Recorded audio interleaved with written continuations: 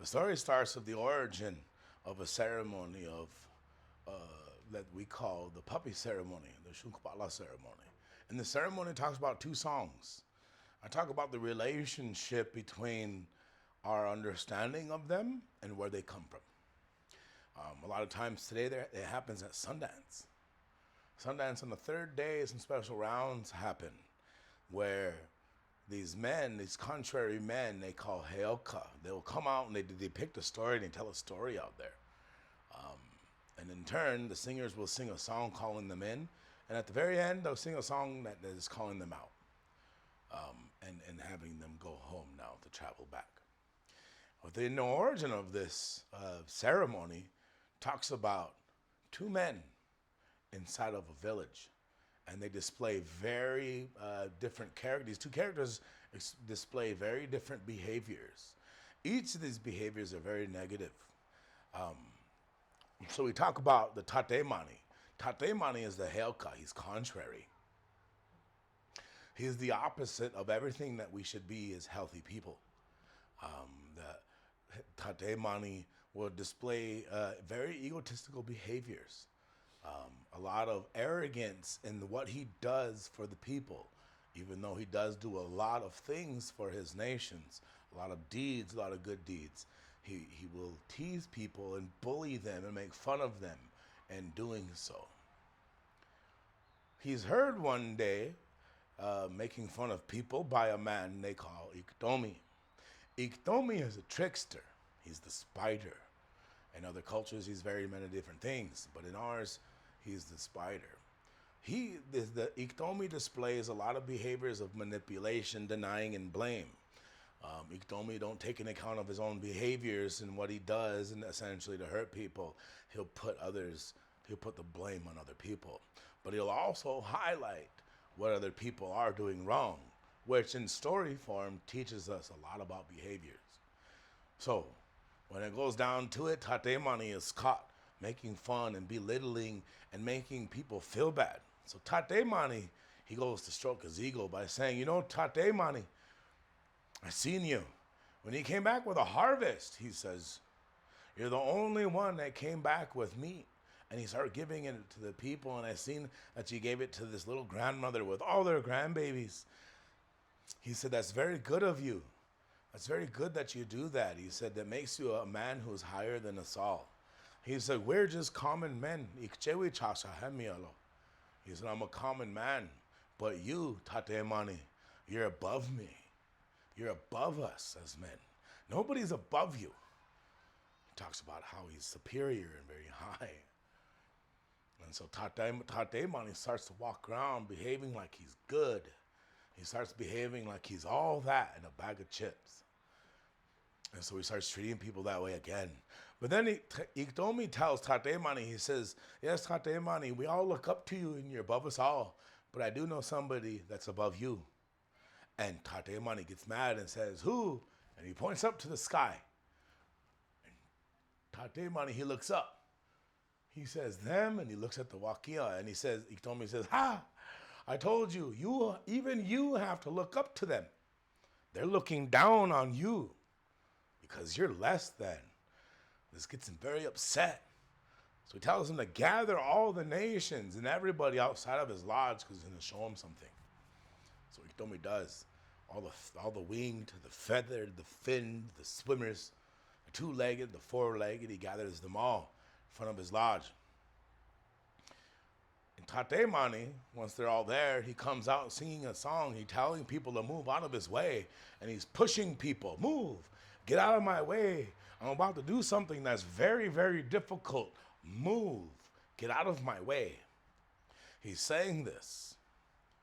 And he's pushing people and kicking dirt up at them and making them feel just bad for even being there.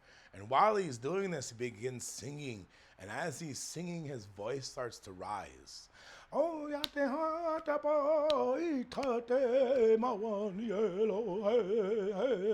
and he's dancing in this circle. And his voice begins to be higher than the birds fly. And then he stops, creating this dust. And when the dust settles, everybody's looking around where Tate Mani is. And he yells down, Iktomi! What's up? Now, culturally, that isn't necessarily in the story. It might not be what Tate Mani said. But in my story, my rendition, Tate Mani said, what's up? So Ikdome says that we see that you're very powerful and we all still look up to you. Yet, the Wakia are above you, and he looks up and sees them. Oh, and tricks them again. He said, see, even you have to look up to them. And he begins to go and go and go, and he gets more angry when he's going up. Oh,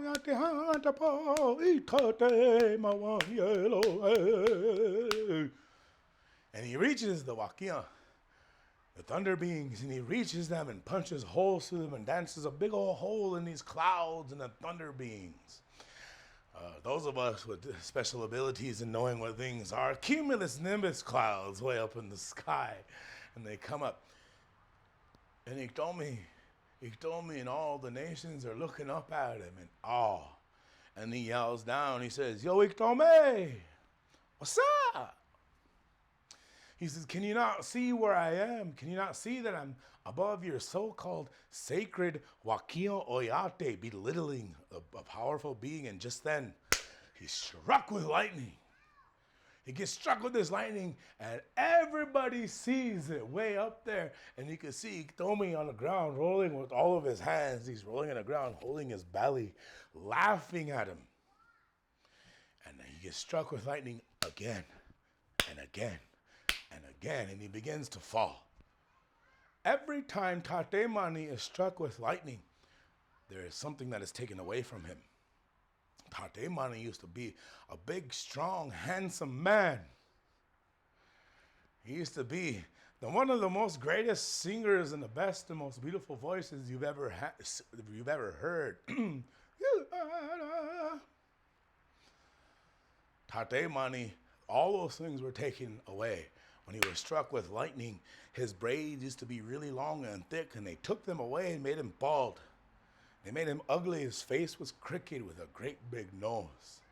A little small, frail, skinny man who was very ugly and not great at a lot of things and lived a life of hardship. And he hit the ground. When the dust cleared, he was crying. Tate Mani, they tell in the story that he was crying.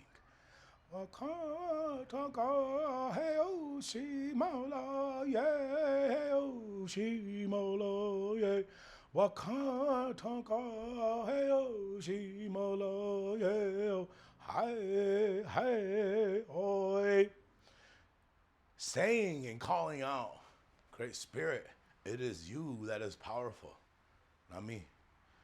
It is you that is sacred. I'm only but a humble human. Forgive my wrongdoings. I'm asking for forgiveness.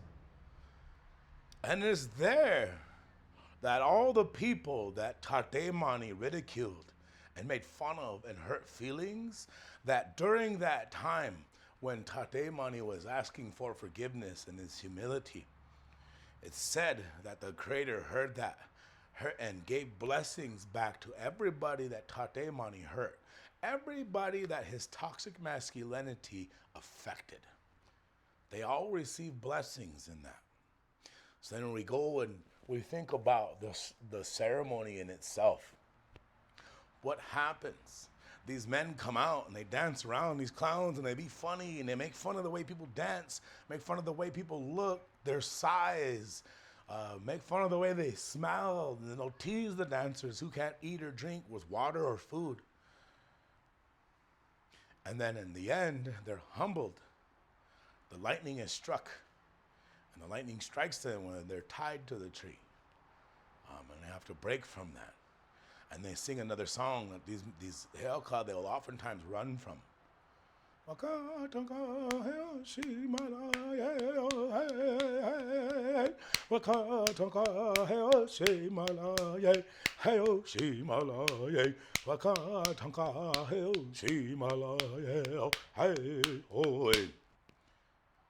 It's the origin of these two songs, but it teaches us as a behavior. And the ceremony come Ekta Ihana, a long time ago, that our ancestors' behaviors that they dealt with and struggled with. And even today, we deal and struggle with the same behaviors that become toxic within us as men. And so we take the cultural understandings that we have and we utilize them in today's setting because we're making the same mistakes. And we're creating the same type of harm. And we're using the same type of behaviors that our history's culture teaches us about.